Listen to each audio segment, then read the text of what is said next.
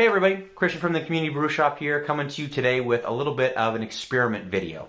So when Derek and I are doing home brews, we often use wild yeast. So Derek is fantastic at foraging for wild yeast from local fruits that grow here in the Maritimes, as well as things like bushberries, juniper, and other things that are unique to our climate. And we always love how it influences our end product of our beer. You know, you're always kind of rolling the dice with wild yeast, what flavors it's going to bring out, how is it going to profile. You can do experiments with, you know, fermentation at different temperatures.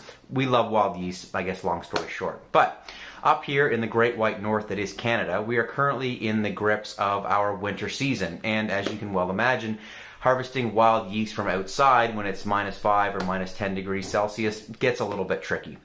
So I did some research and I came across a post on Reddit about harvesting wild yeast from honey. And so I thought, you know what? Let's give it a try today. So I picked up a magnetic plate off the Facebook Marketplace a little while ago. We have one, of course, for our regular day-to-day use, but now we have a second one, and I thought, you know what, let's do a little bit of an experiment with it. So I have got some local honey here. This is from Norton Shore, in a little place that produces honey on the Kingston Peninsula here, very close to where we are in St. John, New Brunswick. And you know what, we thought I'm going to follow the instructions and the directions I read about in the article and see if I can get some wild yeast from this honey, and then in a week or two maybe use it to make a mead or maybe put it in a different kind of brew, something like that. So I'm going to walk you through the steps on what I did to try and, you know, make this yeast happen on this video. And please make sure you leave your comments or anything that you've done differently maybe to try this procedure and get your own wild yeast off of honey. If you've tried it and you know, have a way of doing it, you know, comment down below so you can help out the community and maybe some other people that want to use wild yeast in the winter months. Maybe they'll use that process too. So everyone, stay tuned. Let's see if we can get some yeast off this honey. Cheers.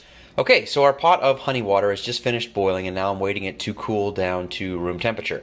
So I used about 3 tablespoons of local honey with a pot full of water, and then boiled it for about 10 minutes just to get a base going for our yeast starter. So as you can see there, I've got my yeast nutrients, and it doesn't take very much, only about a half teaspoon for 4 liters, so I won't be using very much on this small of a pot.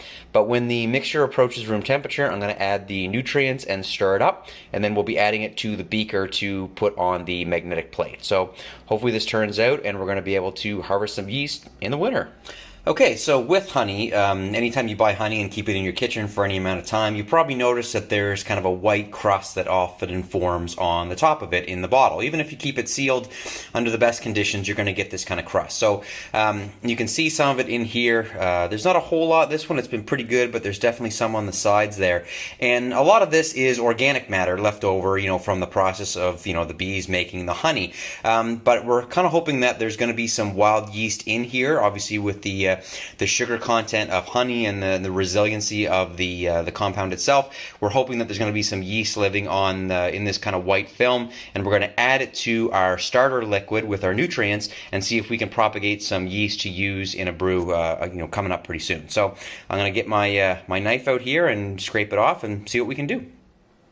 Okay, so we're back in the kitchen and I have scraped a little bit of the white crust off my honey. I didn't want to get too much honey in there as I mentioned earlier, the mixture is ready to go. You can see it's nice and cloudy. We've got lots of sugar and nutrients in there. So I didn't want to get a lot of honey. I really tried my best just to kind of scrape kind of that white filmy layer off the top. I'm going to add that to the nutrient mixed water, and then we're going to add our magnetic pill and put it on the mixer, and you know, hopefully we start to see some activity fairly soon. So you know, that's all there was to it. It's just a simple scrape. Add it in there, and then we will see if there's any yeast in our local honey. Okay, so we're back in the office, and the mixer, as you can probably hear in the background, is spinning up there now. So we just put it in a few minutes ago, so I'm going to leave it for a little bit, and hopefully pretty soon we should see some nice froth on the top of the liquid, indicating that there was in fact some yeast in our honey, and we're going to be able to harvest some wild yeast in the middle of winter in Canada. So check back in a second. Okay, so I am very happy to announce that this morning when I got up, there is a very thin layer on top. So it looks like our experiment is going to be a success. Obviously it's going to take a little bit more time for this to actually take off and become usable yeast, but pretty impressed that you know, after just slightly less than 24 hours I've got a little bit of film on the top, and I think this experiment is going to be a success. So thanks for coming along with us for this, and remember, you can subscribe to our YouTube channel to get more kind of how-to and fun little experiment videos like this, and we hope that you enjoyed. Thank you very much. Cheers.